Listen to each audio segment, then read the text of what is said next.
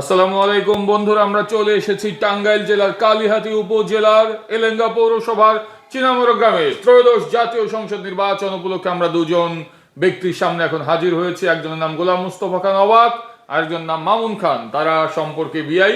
যাই হোক, আমরা তখন গল্প করছিলাম। তারা হচ্ছে আমার শৈশবের একদম বাল্যকালের, ওনাদের সাথে খেলার সাথে আমরা একসাথে অনেক চোর পুলিশ খেলেছি, তারপর দৌড়াদৌড়ি খেলেছি, কাদা খেলাখেলি খেলেছি। যাই হোক, আমরা নির্বাচন নিয়ে আমরা এখন একটু প্রেডিকশন করব। গোলাম মুস্তফা খান অবাক ঢাকা থাকেন, চাকরি করেন, কিন্তু উনি ইলেকশনে ভালো প্রেডিকশন করতে পারেন। আপনারা যদি তাকে জিজ্ঞেস করেন যে ঢাকায় কতগুলো আসন, কে কে কোন আসন দাঁড়িয়েছে, এক চান্সে মুখস্থ বলে দেয়। যাই হোক, আমরা 300 আসনের ওনার কাছ থেকে একটু জানতে চেষ্টা করব যে কি অবস্থা হতে পারে রেজাল্ট। আসসালামু আলাইকুম।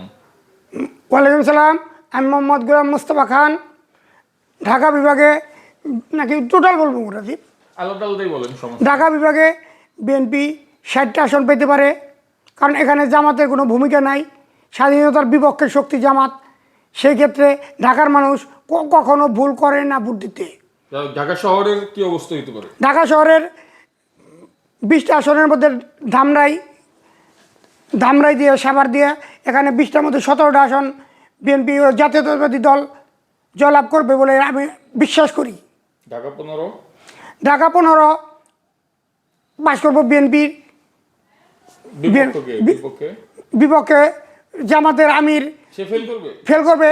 শফিকুর রহমান, ডক্টর শফিকুর রহমান বিপুল ভোটে ফেল করবে, এটা নিশ্চিত আমরা বলতে পারি। ঠিক আছে, ইনশাআল্লাহ।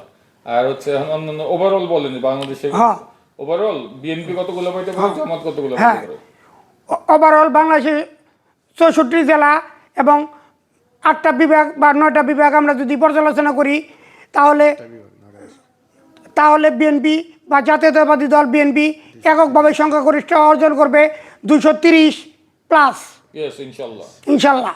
ঠিক আছে, আপনার প্রেডিকশন। এবং জামাত ইসলাম স্বাধীনতার বিপক্ষ শক্তি, তাদের কথা এক মুখে এক, তারা সর্বোচ্চ 40টা আসন পেতে পারে।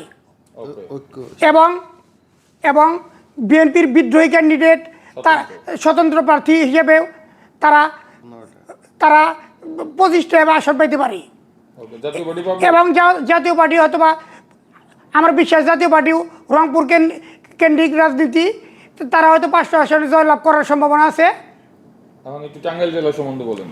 এবার আমি টাঙ্গাইল জেলার এলেঙ্গা ইউনিয়নের সুনামধন্য চিনামরগ গ্রামের কৃতি সন্তান।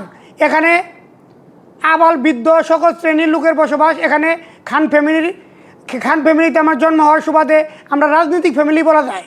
তৃণমূল থেকে আমরা সকল স্তরে মেম্বার, চেয়ারম্যান, সকল স্তরে আমরা রাজনীতি করছি। এখানে টাঙ্গাইল 8টা সংসদীয় আসনের মধ্যে 6টা আসন বিএনপি পাবে বলে আমরা বিশ্বাস করি ইনশাল্লাহ। আর 2টা জামাত, আর একটা আসন, আর 2টা আসনেই বিদ্রোহী প্রার্থী, বিএনপির বিদ্রোহী প্রার্থী, যেমন টাঙ্গাইল 3 লুৎফর রহমান আজাদ, এবং টাঙ্গাইল 6 টাঙ্গাইল 7 টাঙ্গাইল 8 বিদ্রোহী ক্যান্ডিডেট জয়লাভ করার সম্ভাবনা। তাহলে আপনার এবার জামাত ইসলাম যে ঢেউ তুলছিল ফেসবুক কেন্দ্রিক, দেখলাম যে তারা সরকার গঠন করে ফেলতেছে, তাহলে কি তারা এত কম আসন পাবে? পাগলের, আপনি তো নিশ্চয়ই জানেন, তাদের ফেসবুক, অনলাইন, বিভিন্ন মিডিয়ায় তাদের তুরজুর সালনাই কুত্তার বাগানাম।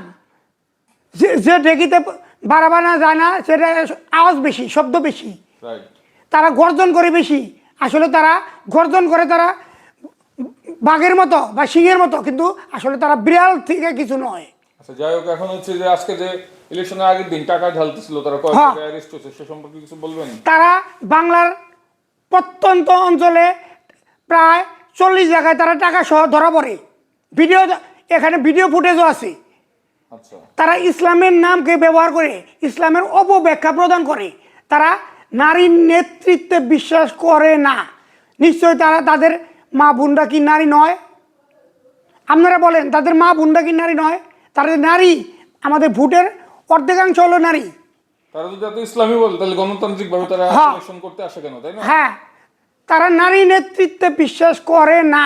আচ্ছা, আরেকটা হচ্ছে তারা কি করে নারীদের ভোট চায়। ওকে, তাদের তো বাংলাদেশের নারীদের ভোট পাওয়ার কোনো অধিকার রাখে না। ইয়েস।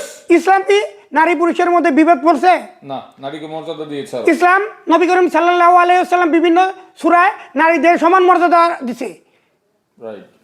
তারা পুরুষের সমকক্ষ, তারা যদি তাদের পর্দা মতো তারা কাজ করতে পারে পুরুষের সমকক্ষ হিসেবে। ইনশাআল্লাহ। এখন হলো আপনার জান্নাতের টিকিট বেচতেছে, এটা সম্বন্ধে কি বলবেন? তারা বিভিন্ন সময়ে বাংলার প্রত্যন্ত অঞ্চলের নিরীহ মানুষদের বিভিন্ন রকম তারা জান্নাতের টিকিট দিব বিভিন্নভাবে বিভ্রান্তিমূলক অপপ্রচার চালায়। আর এই অপপ্রচারে বিভ্রান্ত কেউ হবেন না। আপনারা নিশ্চয় জানেন নবী করিম সাল্লাল্লাহু আলাইহি সাল্লাম এবং নবী রাসূলরাও বেহেশতে যাব কিনা ইবাদত করার পরেও তারা কিন্তু সন্দেহান। আর এই কুচক্রী জামাত মহল স্বাধীনতার বিপক্ষ শক্তি কি করে, তাদের কোন বলে তারা কোন শক্তিতে জান্নাতে যাব, এটা একবার কুপুরি, এটা শিরক। আর শিরককারী কোনোদিন বেহেশতে যাবে না। ইসলাম তো কাউকে শিরক করার কথা বলে নাই। যাই হোক, কারণ আমরা শেষের দিকে আপনি একটু বলেন যে তারেক রহমানকে কেন মানুষ ভোট দিবে? তারেক রহমানকে এই জন্য ভোট দিবে, সে তারেক রহমান নবপ্রজন্মের অহংকার, জিয়াউর রহমানের সুযোগ্য উত্তরসূরি, বেগম খালেদা জিয়ার সুনামধন্য সন্তান। তার যে একটা জনপ্রিয়তা, তার প্রতি মানুষের একটা স্নেহ ভালোবাসা, সকল ক্ষেত্রে তার যে নির্বাচনী প্রচারণা, বিভিন্ন রকম অবদান, স্বাধীনতার পক্ষের শক্তি, সব দিক বিচার বিবেচনা করলে তারেক রহমান বর্তমান সময়ে তারেক রহমানকে এই যে অবস্থা, ডক্টর ইউনূসের সময় যে সরকার আইন শৃঙ্খলা খারাপ, অর্থনীতির অবস্থা খারাপ, হাসিনা সহ ডক্টর ইউনূস সহ গত 18-19 বছর যাবত দেশের অবস্থা খারাপ, উনি কি আসলে হাল ধরতে পারবে? উনি অবশ্যই নবপ্রজন্মের অহংকার তারেক রহমান যখনই আসবে, বাংলার অর্থনীতি, শিক্ষা, সংস্কৃতি সকল ক্ষেত্রে তার পদচারণায় মুখরিত হবে। বাংলার প্রত্যেকটা গ্রাম সে কি টাইট দিতে পারবে? অবশ্যই পারবে। তার নিজের দলকেও কিন্তু অবশ্যই নিজের দল সহ চেন অফ কমান্ড, তার মধ্যে এই দক্ষতা নিশ্চয়ই আছে। তারেক রহমান এমন একটা নেতা, সে বাংলার প্রত্যন্ত অঞ্চলে তার যে একটা পরিচিতি, তা আমরা নিশ্চয়ই কখনো এরকম এই মুহূর্তে বাংলার ঘরে তারেক রহমানের কোনো বিকল্প নাই। সেজন্য বাংলার 70% বা তার ঊর্ধ্বে লোক তারেক রহমানকেই প্রধানমন্ত্রী হিসাবে দেখতে চায়। এবং আন্তর্জাতিক মিডিয়াও বলছে যে 70.2 তারেক রহমানকে প্রধানমন্ত্রী হিসাবে তারা আখ্যা দিচ্ছে। বাংলাদেশে হবু প্রধানমন্ত্রী হলে তারেক রহমানই হবে। আর জামাত কুচক্রী মহল 19% জনসমর্থন, ছাত্রকে নিয়ে আরও 2.5%, নইলে 21% বা 21.5% হলো। 21% বেশি না, 70.2% বেশি। আপনাদের কাছে সেটাই আমার প্রশ্ন। আচ্ছা, 61 বছরের একজন মানুষ, 61 বছর তো আমাদের এই গ্রাম এলাকার মানুষ বুড়া হয়ে যায়। তারেক রহমানের উপর তরুণ মন হচ্ছে, এর কারণ কি? তারেক রহমান মূলত বিদেশি কেন্দ্রিক, তার স্বাস্থ্য সচেতন একটা ব্যক্তি। মানে উনি তো শক্তিশালীভাবে কাজ করতে পারবে দেশে? অবশ্যই পারবে। তার 61 বছর বয়স, কেউ তাকে 61 বছর বলবে না। তাকে দেখে এখন মনে হয় সে 30 বছরের একটা যুবকের মতোই তার পদচারণা। আর তারেক রহমান বিদায় নিয়ে নেন, আপনি শুভকামনা করেন, জনগণ একটু বলেন ভোট দিতে গানের শেষে। আগামীকাল সবার আগে বাংলাদেশ, আগামীকাল ভোরেই ভোট। আপনারা সকলেই তাহাজ্জুদের নামাজ এবং ফজরের নামাজ আমরা সকলেই